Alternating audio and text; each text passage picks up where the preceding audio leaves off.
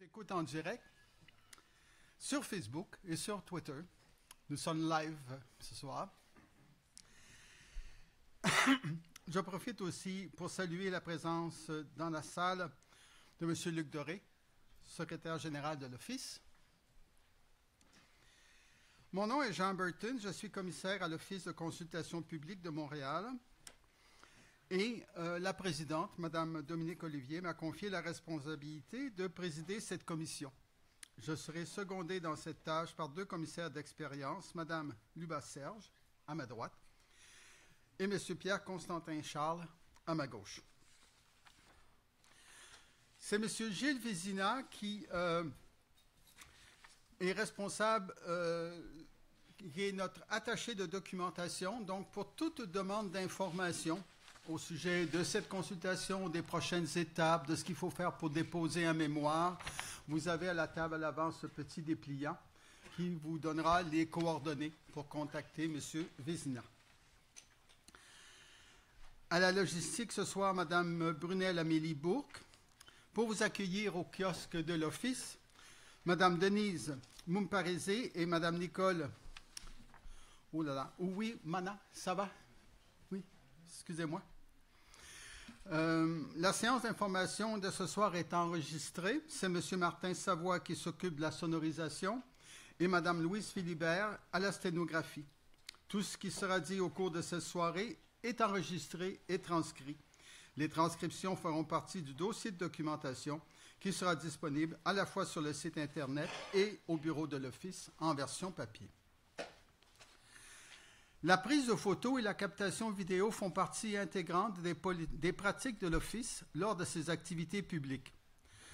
En participant à ces événements, vous autorisez implicitement l'OCPM à se servir des images pour ses propres besoins.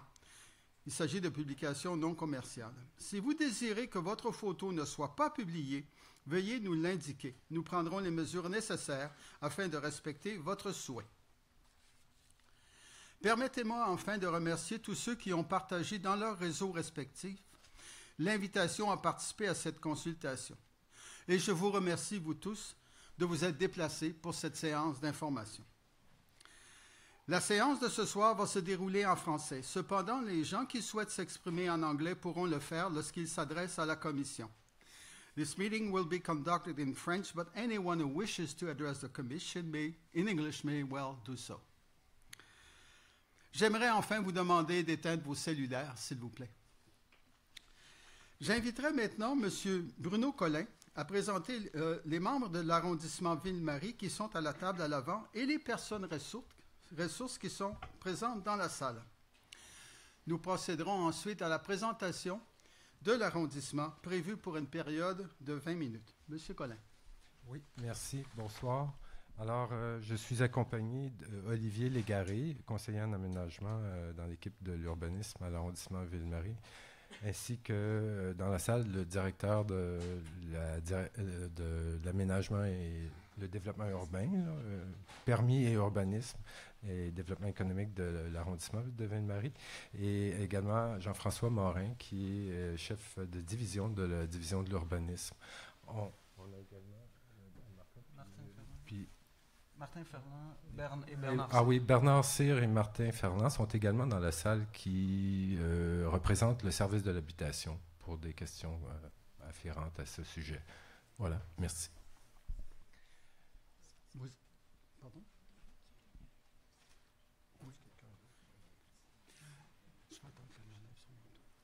Si vous voulez maintenant procéder à votre présentation. Oui, d'accord. Alors, en fait, c'est une présentation assez courte, mais qui comporte 3 volets. Un premier pour présenter le secteur qui est visé par la modification au règlement d'urbanisme. Je vais faire également une espèce de parenthèse pour parler de les hauteurs du plan d'urbanisme au centre-ville et enfin détailler la modification qui est proposée. Alors, le secteur qui est visé est principalement entre l'avenue Papineau et la rue Alexandre de Sèvres, boulevard de Maisonneuve et Sainte-Catherine, ainsi que la rue Garot. Il s'agit essentiellement de prolonger ou d'agrandir une zone existante qu'on voit ici en rouge à l'écran, afin d'incorporer l'ensemble du complexe de TVA, ainsi que l'îlot situé entre la rue Garot et la rue Sainte-Catherine, l'îlot connu qui recevait le site du complexe Bourbon et qui est visé également par un projet immobilier ici. Alors, on voit ici, à partir de l'avenue Papineau, le début du complexe de Télémétropole. C'est des hangars et, je crois, un studio, un stationnement de surface. Le bâtiment principal sur de Maisonneuve. Ici, dans l'axe de la rue Alexandre de Sèvres, là, on voit jusqu'à la rue Sainte-Catherine, donc le site actuel. Le site du Bourbon, dans son état actuel, c'est une photo de la semaine... Cette semaine, oui. Et bon, ici, on voit l'axe de la rue de Champlain avec le complexe, encore une fois, TVA de part et d'autre, là, qui s'étend plus haut. Et puis, la rue Garot elle-même en bordure du parc Charles Campbell. Avec... Alors, au sujet des hauteurs du centre-ville, ce qui importe ici d'être dit, c'est que toutes les hauteurs du centre-ville ont été réparties suivant un concept qui était, depuis les années 90, je dirais en fait, entre 1988 et 1990, dans le cadre du premier plan d'urbanisme de l'ancienne ville de Montréal, on a fait un exercice de planification très... développé ou très poussé à cet effet-là au sujet de les usages, les hauteurs, encadrer tous ces éléments-là. Et ce qui est particulier ici, les couleurs, c'est pas tellement important à retenir ici. Ce qu'il faut comprendre, c'est que plus elles sont foncées, plus ce sont des grandes hauteurs. Les plus grandes hauteurs sont évidemment à l'intérieur du centre des affaires qu'on voit ici en vert.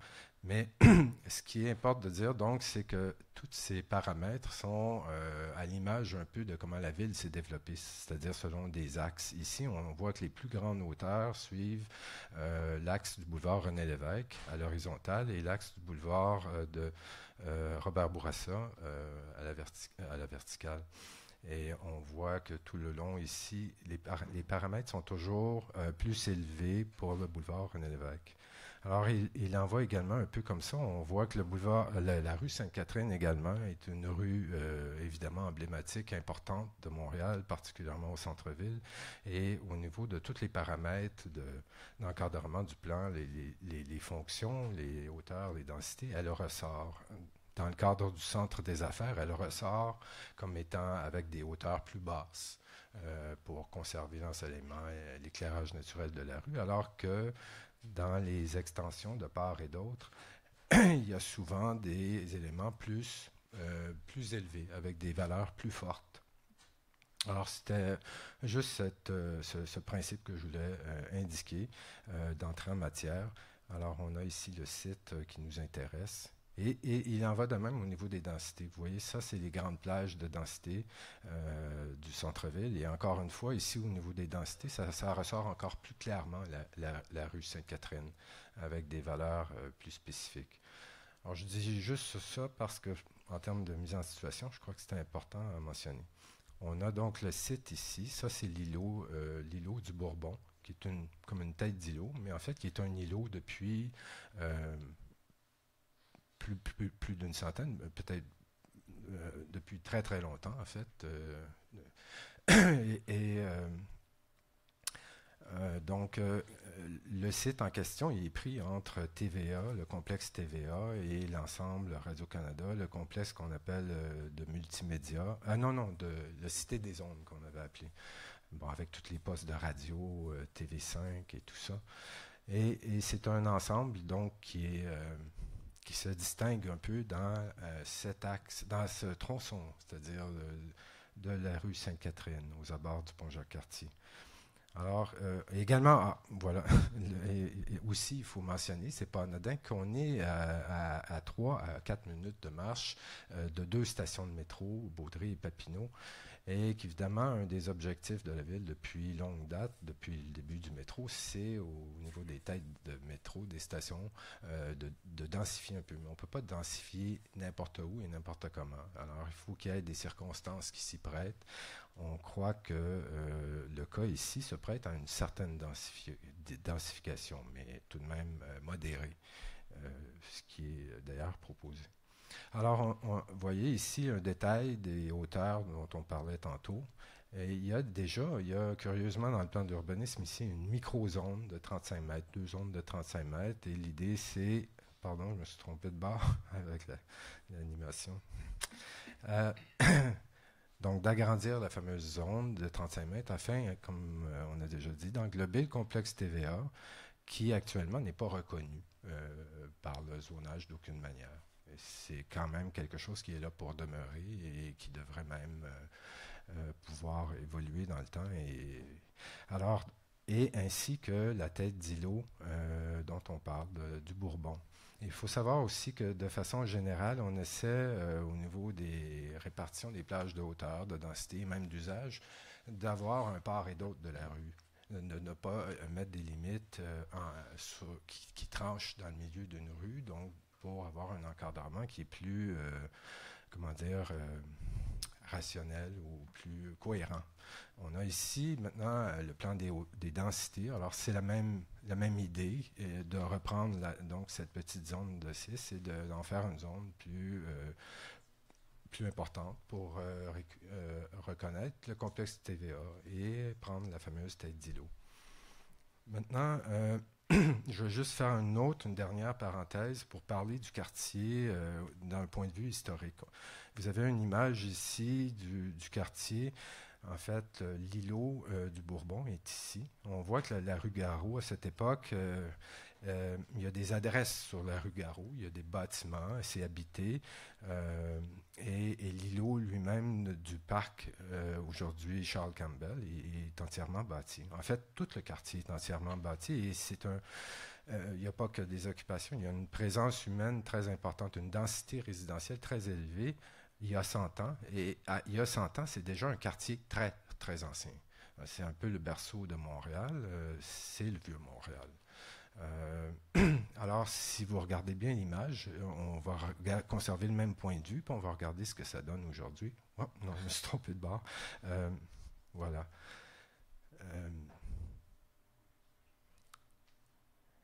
Alors, ce qu'il faut saisir, c'est que l'état des lieux actuel de ce quartier est un peu lié au fait que c'est un quartier qui a été plus que coupé en deux. C'est un quartier qui a été effacé de la carte en grande partie. Et ça a eu un impact évidemment très fort sur la vitalité commerciale, sur l'activité d'animation. Et aujourd'hui, si on veut repeupler et ramener ce quartier à un caractère, pour qu'il ait un caractère urbain et de grande ville métropolitain comme il devrait, il va falloir le reconstruire en partie. Évidemment, la partie construite, elle a besoin de petites consolidations ici et là, mais c'est... Bon, je ne vais pas trop m'étendre, je voulais juste le mentionner, ce fait-là, la justification de densifier au niveau résidentiel. C'est quelque chose qui, en soi, devrait être bénéfique pour le quartier. À chaque fois qu'on peut le faire, il s'agit de bien le faire. On va regarder une petite animation. En rouge, évidemment, c'est le projet Le Bourbon, mais notez bien que ce qui est illustré ici, c'est le projet Bourbon dans sa première version, celle qu'on a présentée dans nos comités, comité consultatif d'urbanisme, comité Jacques Vigée et compagnie. Depuis, le projet a été rabaissé, un étage complet a été coupé et les étages ont été eux-mêmes réduits en hauteur. Enfin, moi, je ne vais pas présenter le détail du projet, c'est l'architecte du promoteur va faire ça tout de suite après. Mais je voulais juste montrer, pour terminer, l'impact relatif de la chose. Ici, on va venir atterrir sur la rue Sainte-Catherine et c'est pour noter, entre autres, que les retraits d'alignement pour les parties plus hautes du bâtiment sont tels que quand on va être sur la rue, qu'on va marcher, on ne les verra pas vraiment. Ce qu'on va voir, c'est le principal plan de façade ici, qui se trouve à être à peu près à la même hauteur que le bâtiment de terracotta qui est de Télémétropole, qui est du côté opposé de la rue. Grosso modo, je pense qu'il y a 7-8 mètres de différence entre les deux, ou peut-être même moins. Alors, c'était tout simplement ça, l'idée. Donc, on a examiné toutes ces choses-là. Et évidemment, aussi, le projet va venir présenter une interface beaucoup plus intéressante par rapport au parc Charles Campbell, qui est situé du côté de la rue Garot. Alors, donc, pour conclure, c'est ça? Oui, c'est Garot. Cette modification du plan, donc, nous semble cohérente avec l'approche réglementaire historiquement retenue pour la rue Sainte-Catherine. Elle permet également de reconnaître donc la présence du complexe TVA, de revitaliser un tronçon important de la rue Sainte-Catherine, parce qu'il faut le dire, l'état actuel de cet îlot vraiment pose un problème très sérieux pour l'ensemble du quartier. Ça a déjà été, entre guillemets, un flagship pour le quartier gay, un endroit de destination très important. Et aujourd'hui, on pourrait dire que c'est l'inverse. Ça nuit donc énormément. Et ce projet-là pourrait être l'occasion de... Et enfin, la proposition, pour ce qui est de l'îlot du Bourbon, contribuerait à rétablir un peu, en tout cas, contribuerait à rétablir la densité résidentielle traditionnelle du quartier, qui en a bien besoin. Puis, aussi, je dois dire une dernière chose, c'est que dans le cas où la modification du plan d'urbanisme serait adoptée, on ferait, tout après, ça serait suivi d'une autorisation en vertu de la procédure des projets particuliers pour autoriser le projet Bourbon. Puis cette autorisation-là serait accompagnée de conditions. Des conditions qui porteraient sur l'alignement, sur la volumétrie, sur le traitement architectural avec des plans qui seraient annexés à l'autorisation. Donc, on ne pourrait pas y faire autre chose que ce qui serait convenu de faire dans le détail, incluant jusqu'à la matérialité du bâtiment, c'est-à-dire ces matériaux choisis et tout ça. Également, comme condition, le dépôt d'une garantie bancaire significative pour la démolition qui devra être conservée jusqu'à l'achèvement du projet pour s'assurer qu'on ne démolit pas inutilement.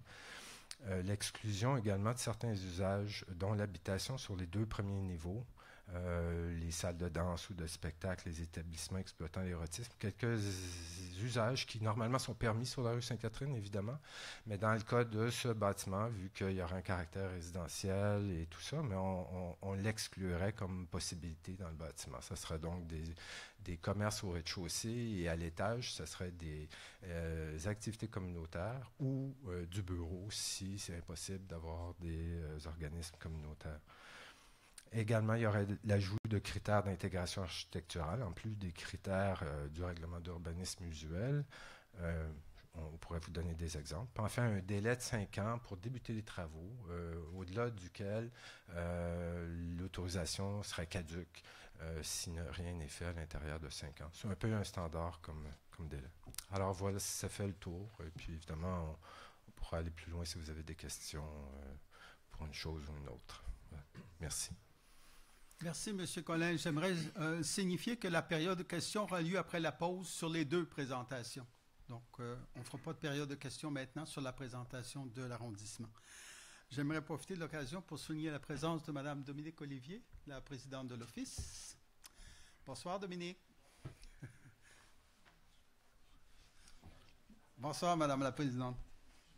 J'inviterai maintenant M. Labim Ajoundi, qui est le promoteur, et c'est M. Christian Dufault, je crois, qui fera la présentation par la suite. Truffaut. J'ai tout croche. Tifo, oui, vous avez raison. S'il vous plaît. Bonsoir. Mon nom est Labid Al-Joundi. Je suis le président de Investissement MSC Canada. C'est avec grand plaisir que je suis avec vous ce soir afin de vous présenter notre projet, notre vision pour le complexe Bourbon. À mes côtés, je vous présente les personnes qui vous donneront les détails du projet. Monsieur Christian Tifo, c'est l'architecte de l'atelier Christian Tifo, et Monsieur Pascal Harvey, urbaniste et président de Cabane. Alors, depuis quelques années, la partie est de la rue Sainte-Catherine a été délaissée par les investisseurs. Et le projet que nous vous présentons aujourd'hui va permettre de changer cette situation, sachant que l'édifice comme tel, qui a connu des belles années, n'est-il plus ce qu'il était. Comme Montréalais, je suis fier de contribuer à donner un nouveau souffle à ce secteur de la rue de Sainte-Catherine. J'ai très hâte de vous présenter notre projet et j'invite maintenant notre architecte, M. Tifo, à vous en faire la présentation. Merci. Oui, bonsoir tout le monde. Alors, je vais vous faire une présentation de l'ensemble d'un document qui est déjà déposé sur le site de l'Office. Donc, essentiellement, c'est la même présentation, mais avec le commentaire qui vient avec. Là, je vais voir si j'arrive à le faire marcher. C'est pas là. Voilà. Je ne voudrais pas trop répéter des éléments de la précédente présentation, mais c'est juste pour vous montrer, ça c'est une carte qu'on a tirée des documents de la ville là, qui localise le projet dans ce qu'on appelle le village, dans la partie plus à l'est là, de l'arrondissement de Ville-Marie, où on voit l'ensemble des différents quartiers selon leurs appellations, je dirais, populaires actuelles, et dont certains ont fait l'objet d'une réflexion approfondie. Puis maintenant, on se situe plus dans l'est de l'arrondissement, que moi je considère comme un des endroits où il va y avoir beaucoup, je dirais, d'aménagements qui vont se faire dans les prochaines années. Et donc, on voit le tracé de la rue Sainte-Catherine là, qui va finalement rejoindre Merci-Hochelaga-Maisonneuve dans l'autre direction et qui lie avec Westmount à l'autre extrémité. Sans plus tarder, voici en noir, là, ce que vous voyez, c'est le terrain du Bourbon, donc à l'intérieur du quartier, les 2 stations de métro. Donc, ce qu'on sent bien, c'est le grain bâti ici, où on voit dans le sens nord-sud principalement les rues résidentielles de petits gabarits avec des terrains pas très profonds. Et on voit plutôt dans le sens est-ouest, les grands axes de Montréal, René-Lévesque, Sainte-Catherine, Maisonneuve, en haut Sherbrooke. Donc, ils ont une réalité différente. Ce sont souvent des artères commerciales ou de prestige, comme c'est le cas pour le boulevard René-Lévesque. Et à l'extrémité, complètement à droite, vous voyez tout le complexe d'arrivée du pont Jacques-Cartier qui va probablement bientôt faire l'objet d'un projet, ainsi que le site de Radio-Canada que vous connaissez tous et dont on entend beaucoup de choses. Là. En bleu apparaissent les éléments qui sont plus de l'ordre de l'institution et en gris apparaît le résidentiel essentiellement sans tenir compte de la mixité commerciale. Donc, le site, on vous l'a déjà présenté. Donc, c'est le complexe du Bourbon qui donne sur la rue Sainte-Catherine, en face de l'ancien magasin Vio, qui est maintenant, je pense, MaTV. Le parc Charles Campbell, donc, qui est un parc qui est bordé par 2 rues, et l'habitation Sainte-Brigide, qui est un bâtiment qui a été décapité parce qu'il y avait un haut qui était beaucoup plus intéressant, mais je pense que ça passait au feu, qui est donc dans la continuité de la rue Sainte-Rose, qui est une rue qui nous intéresse, qui, je passe juste derrière les fenêtres qui sont là. Et après ça, les rues Alexandre de Sèvres et rue de Champlain, qui viennent le border avec une infrastructure résidentielle de petits moyens gabarits. Le Bourbon lui-même, donc dans son état au niveau de l'été dernier, donc je vous passe les photos, j'irai assez rapidement. Ça, c'est la partie du Bourbon qui, mettons en gros, la plus récente, qui a été construite en 97 avec des matériaux de récupération et qui était l'endroit le plus visible, festif, etc. du complexe.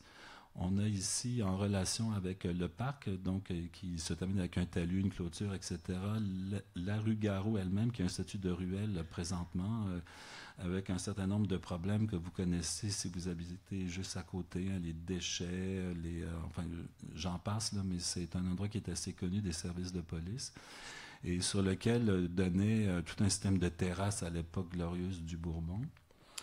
On a du côté est un terrain vacant qui était prévu pour une extension là, du complexe Bourbon avec la même signature que ce qu'il y avait à l'autre extrémité, mais qui n'a jamais eu lieu. Je pense qu'on a eu du volleyball de plage l'été et des murales sur le mur. Et finalement, la façade sur la rue Sainte-Catherine, donc on voit le Bourbon dans son état où il était à la mort de M. Chamberlain en 2008. Et juste pour la petite histoire, le complexe a été repris après la mort de M. Chamberlain par un autre investisseur qui a tenté de le faire remarcher. Et j'ai à l'époque été impliqué là-dedans pour les demandes de permis d'alcool et compagnie. Puis je me suis rendu compte que l'immeuble avait beaucoup de problèmes en termes de construction, de capacité portante. En fait, c'était un truc résidentiel sur lequel on avait mis des terrasses au toit qui pouvaient aller chercher jusqu'à 200-300 personnes. Alors c'était fait juste pour tenir de la neige, donc il fallait fermer ça. Beaucoup de problèmes d'issue, d'air communicante. Et puis grosso modo, un état d'usure épouvantable. Donc, le résultat, c'est qu'ils n'ont pas réussi à le relancer. Puis en même temps, je pense que la rue Sainte-Catherine a comme passé l'étape glorieuse des années 90. Donc, le complexe du Bourbon est devenu un problème. Donc, il a été vendu et barricadé. Il est barricadé présentement. Et puis, selon notre compréhension des choses, ben, non seulement... ça fait partie de la deuxième moitié de la rue Sainte-Catherine qui présente des signes de dévitalisation certaines, mais c'est un élément qui contribue à cette dévitalisation. Donc, c'est le bâtiment que mon client a racheté, je pense, il y a 2 ans. 3 ans. On vous a montré une image qui ressemblait à celle-ci, donc je ne vais pas passer trop de temps dessus, mais effectivement, ça, c'est... l'îlot du Bourbon, donc avec Sainte-Catherine, Champlain, Alexandre de Sèvres, la rue Garot derrière. Tout le territoire là, du parc Campbell était autrefois construit. Et après ça, on voit la résidence Sainte-Brigide et l'église qui sont derrière. Donc, on avait une notion d'un milieu urbain qui fonctionnait bien. Je pense qu'il doit y avoir eu un incendie ou une acquisition par la ville. En tout cas, c'est... donc maintenant, toute la partie là, que vous voyez ici, c'est la partie du parc. Une étude de valeur patrimoniale a été réalisée par des gens qui sont spécialisés dans ce domaine et qui ont fait une étude que j'ai ici d'ailleurs, que vous avez sur le site de l'Office aussi, qui fait état de l'importance marquée de l'immeuble à une certaine époque, comme je le mentionnais, la période glorieuse là, et festive de la rue Sainte-Catherine, dont on le voit ici en pleine utilisation, la rue piétonnisée, les gens sur les terrasses partout, etc. Et donc, on fait état d'une valeur intéressante au niveau historique, symbolique, due à cette occupation-là. Par contre, en termes architecturaux, en tenant compte de l'état de l'immeuble, puis du fait que c'est un immeuble qui n'est pas du tout ancien, ben, l'étude conclut que c'est un immeuble qui n'a pas de valeur patrimoniale comme tel. C'était une conclusion à laquelle j'étais arrivé moi-même, mais disons, il y a eu une étude là, qui le présente comme tel. Donc, ce qui a été décidé par mon client, qui ne pouvait pas le faire refonctionner après plusieurs années de tentatives par l'ancien propriétaire. Ce qui a été décidé, c'est de le remplacer par un immeuble de construction neuve pour lequel se présentent plusieurs défis que je vais vous expliquer assez rapidement. La rue Sainte-Catherine, évidemment, nous, on a, parce que c'est un peu notre travail de faire ça, on a fait toute une analyse là, de la rue Sainte-Catherine, puisqu'on a un zonage de 3 étages dessus, qui est un zonage de conservation pour des raisons patrimoniales essentiellement, contrôle de hauteur et tout. Et puis on s'est rendu compte qu'au centre-ville, ces zonages-là, en général, n'arrivent pas à générer une reprise du bâti. Donc souvent, parce que c'est des terrains qui valent très cher, le zonage est très bas, le rapport d'investissement puis de revenus est trop bas, mais je ne veux pas vous parler nécessairement d'économie de projet. Mais il y a aussi d'autres raisons pour lesquelles il y a un certain essoufflement là, sur cet usage de la rue Sainte-Catherine à titre de rue des Boules Roses, etc. Donc, on a fait une analyse immeuble par immeuble en classant faible, moyen, fort les immeubles de la rue pour voir si cet état des choses par rapport à la valeur patrimoniale de la rue. Donc, on a décrété qu'il y a des immeubles, puis je vous en présente quelques-uns ici, qui sont effectivement des immeubles de grande valeur architecturale, donc on les voit. Et par contre, à l'inverse, on a aussi des immeubles dont certains sont plus récents puis ont justement été générés par ce zonage de faible hauteur et qui sont des immeubles qui sont moins intéressants en termes de valeur patrimoniale et en termes urbains. Un autre aspect qui nous intéresse beaucoup, c'est justement le fait qu'on a un parc public qui se termine sur une ruelle. Ça, c'est pas une chose qui est très, très, je dirais, courante à Montréal. Et on s'est donné comme défi d'entretenir une relation avec ce parc-là qui soit bénéfique pour le parc et pour, je dirais, l'ensemble du petit morceau de quartier autour. Donc, on a analysé le parc. Donc, je ne passerai pas au travers de l'analyse du parc, mais on a tout expertisé. Voyez ici sur l'image de gauche, on voit à l'époque de M. Chamberlain qui voulait acheter la rue, etc. Il y a eu des aménagements qui ont été faits, qui ont été démantelés. Enfin, il y avait une utilisation de cette rue-là comme faisant partie du complexe, ça générait du bruit, etc. Mais mettons que ça fonctionnait fort pour les utilisateurs. Il y avait, je pense, des prévus jusqu'à 1800 personnes dans l'immeuble, facilement de 2500 à 3000 en période d'utilisation. On voit ce que je vous mentionnais, la question de l'interface. Hein. Le parc, toute son énergie est plutôt vers la résidence Sainte-Brigitte. Puis plus on s'éloigne de la résidence et qu'on va vers le complexe du Bourbon, bien plus le parc se referme sur lui-même, des arbustes, des clôtures et des utilisations moins intéressantes parce qu'on a une relation avec un élément qui est difficile à travailler avec. À l'inverse, du côté sud, donc devant la résidence Sainte-Brigitte, on a aménagé un passage qui permet de relier les deux morceaux de la rue Sainte-Rose, là, qui est cette petite rue qui se promène au travers du quartier, un genre de rue de la Gauchetière du Nord. Là. Et nous, on considère que ça, c'est un cas de figure qui est comme plus acceptable. Alors, le projet. Alors, rapidement vu, ça, c'est un dessin qui est un peu énigmatique, mais c'est la raison pour laquelle je vous le présente, c'est que la rue Alexandre de Sèvres, pour nous, est une rue qui est importante, puis c'est la rue qui borde là, ces îlots à caractère institutionnel. On sait que fort probablement, la rue va être prolongée au travers du site de Radio-Canada dans le cadre du projet de la nouvelle maison de Radio-Canada qui vient exactement sur le morceau de terrain qui est ici, dont la façade va donner là, sur le square Papineau, qui va être refait pour l'occasion. Enfin, j'espère. Et puis donc, vous voyez la rue Alexandre de Sèvres ici. Puis pour ceux qui ne le savent pas, Alexandre de Sèvres, ben, c'est le fondateur de TVA. Donc, nous, on a travaillé à plusieurs échelles, comme on le fait dans la plupart de nos projets. Ce qui nous intéresse beaucoup, là, c'est la manière dont les immeubles peuvent générer de l'espace urbain. Donc, on travaille au niveau de l'échelle de la rue, je dirais de l'animation, mais les usages en contact, puis on module les rez-de-chaussée de manière à créer des surlargeurs, parce que les trottoirs de Montréal, traditionnellement, ils sont très minces. Et donc, on fait des retraits dans les rez-de-chaussée pour justement pouvoir avoir des activités au sol, sans nécessairement aménager des grosses terrasses et faire du bruit, mais plutôt ce genre d'image-là. Puis on travaille aussi au niveau de l'échelle, je dirais, du paysage de la ville. Donc, on envoie une photo ici, parce que l'immeuble qu'on vous propose est d'un gabarit assez important. Il va être visible. On n'essaie pas de le cacher non plus, puis on essaie de lui faire jouer un rôle, je dirais, important à l'échelle du village lui-même. Donc, par le biais de petits schémas, je vais vous résumer un peu les enjeux qu'on veut relever, puis le concept lui-même. Donc, comme je vous le mentionnais en premier lieu, on veut avoir une interface active avec le parc, donc que notre façade, qu'on pourrait dire arrière, est une façade aussi avant. Et donc, pour ça, c'est qu'on a déménagé certains éléments importants d'un immeuble de ce type-là, comme les circulations verticales et les accès, du côté de la rue Garot. Puis ce qu'on a proposé à la Ville de Montréal, c'est de rentrer en discussion avec eux pour faire un aménagement de surface qui soit de l'ordre, peut-être comme ce que je vous ai présenté dans la partie sud, mais qui soit de l'ordre d'un espace qu'on comprend que c'est un espace public, c'est pas nécessairement une ruelle pour les camions de poubelle. Et l'idée de tout ça, ben, éventuellement, c'est d'ouvrir un peu plus le parc, peut-être enlever des morceaux de clôture pour qu'il y ait une relation qui se fasse, pour que tout ça devienne comme un espace public qui est entouré par 2 rues et 2 passages. Hein, c'est un peu ça l'idée. En même temps, pour ce qui est de la rue Sainte-Catherine, évidemment, c'est important de mettre des commerces en rez-de-chaussée parce que c'est ça qui assure la continuité vers l'est de l'usage commercial. D'autant plus qu'en face de nous, on a une grande partie du terrain, c'est un stationnement qui donne sur rue, ce qui n'est jamais très, très intéressant sur une rue commerciale. Donc, on positionne des commerces qui sont accessibles directement de la rue et qui, dans certains cas, peuvent être des commerces de coin ou des commerces traversants. C'est un peu plus difficile, mais ça se fait. Et l'idée, c'est justement de travailler un peu sur un genre de porosité au niveau des rez-de-chaussée pour que, en quelque sorte, on fasse autant de bien à la rue Sainte-Catherine que sur la façade rue Garot.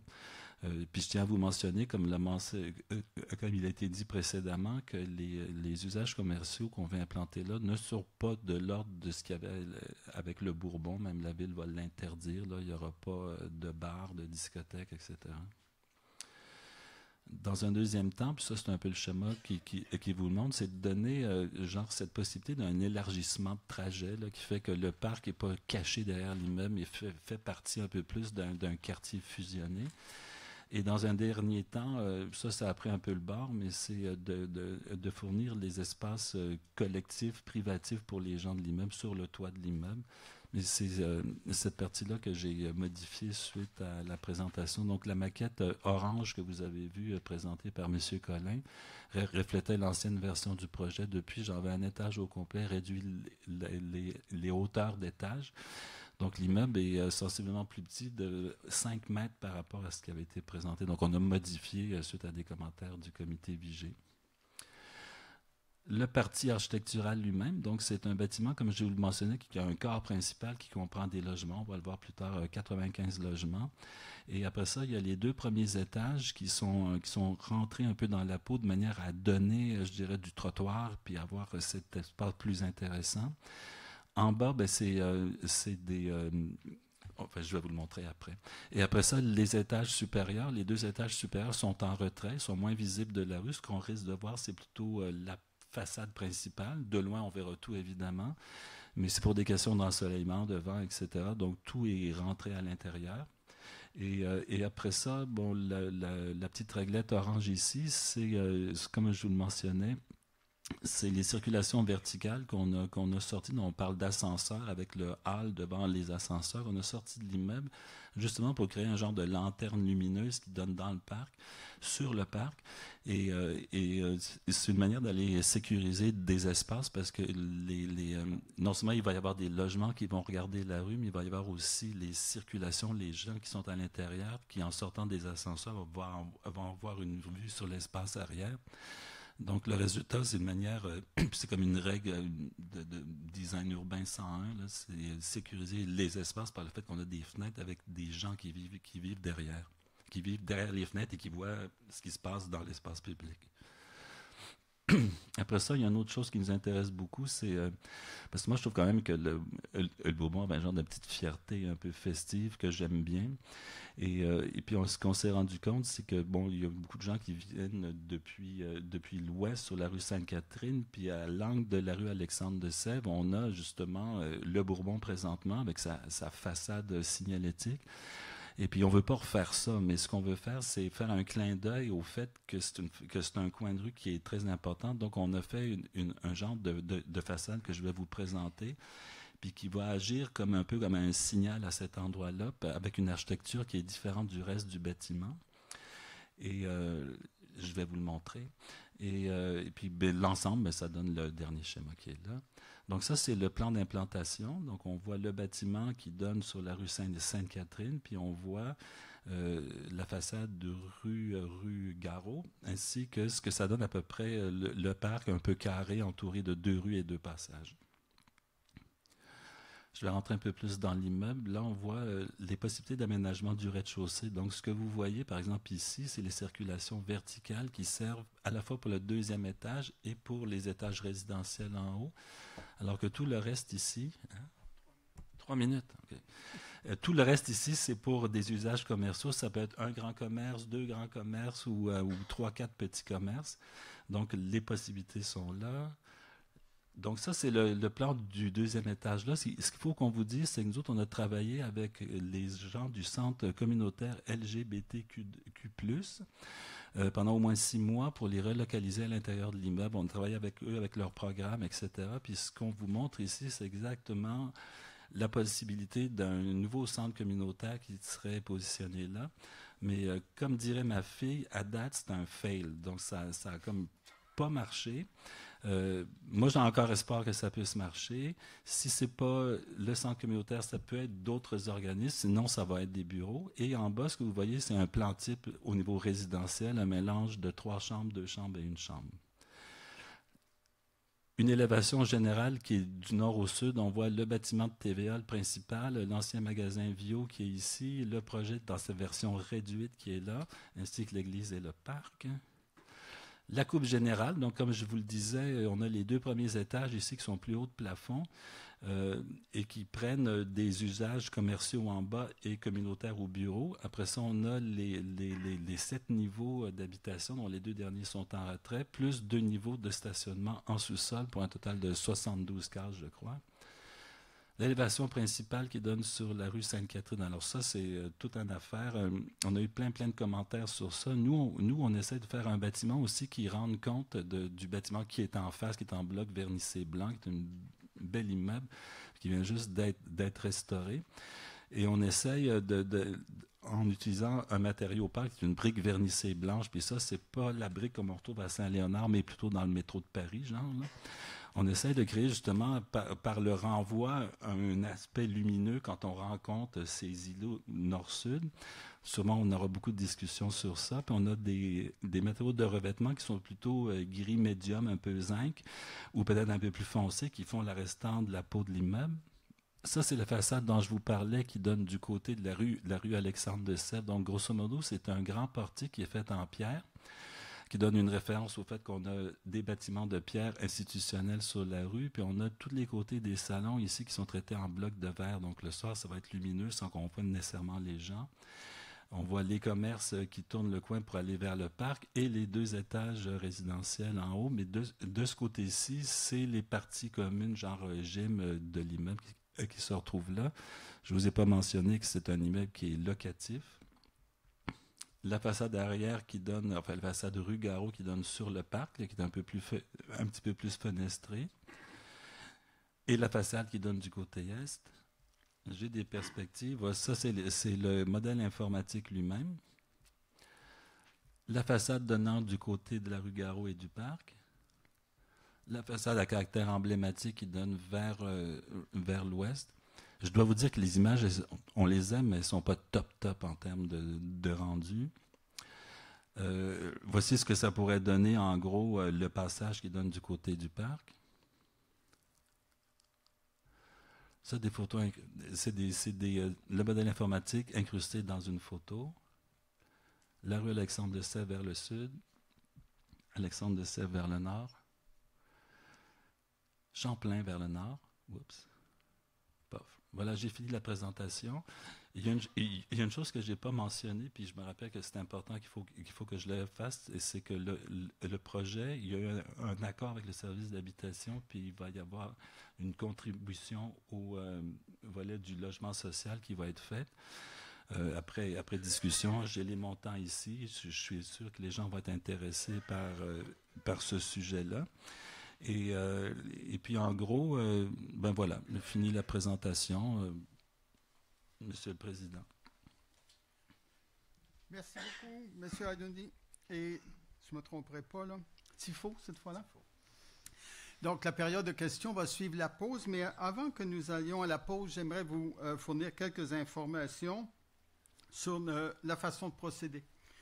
Donc, les personnes qui désirent poser des questions, à la fois soit à l'arrondissement ou au promoteur. Et quand je dis question, ça peut être des commentaires. Ce n'est pas nécessairement une question. Si vous voulez vous exprimer sur le projet, vous devez vous inscrire dans un registre. Donc, vous allez à la table et vous laissez votre nom. Et j'appellerai donc dans l'ordre d'inscription au registre les personnes qui viendront à l'avant poser leurs questions. Donc, c'est une formule assez habituelle pour qu'on ait une idée au départ, lorsqu'on revient de la pause, du nombre de personnes qui souhaitent s'exprimer. Ce registre-là va demeurer ouvert jusque vers 9h30. Donc, si vous voulez revenir après une première intervention, vous vous réinscrivez à nouveau. Donc, c'est une formule qui permet de voir un peu le volume et de systématiser un peu la participation. Donc, ce qui est important aussi, une fois que vous vous serez inscrit, on a à l'avant donc une maquette, si vous voulez voir en 3 dimensions, carton, mais c'est quand même ça donne une bonne idée du projet, comment il s'insère dans l'environnement. Et il y a aussi à l'avant de l'information sur la procédure de consultation de la commission. Alors, il est 7h43, dans 20 minutes. Donc, un peu passé 8h, 8h05. On reprend à 8h05. Donc, n'oubliez pas, si vous voulez poser une question ou formuler un commentaire, de vous inscrire à la table là derrière. À tout à l'heure.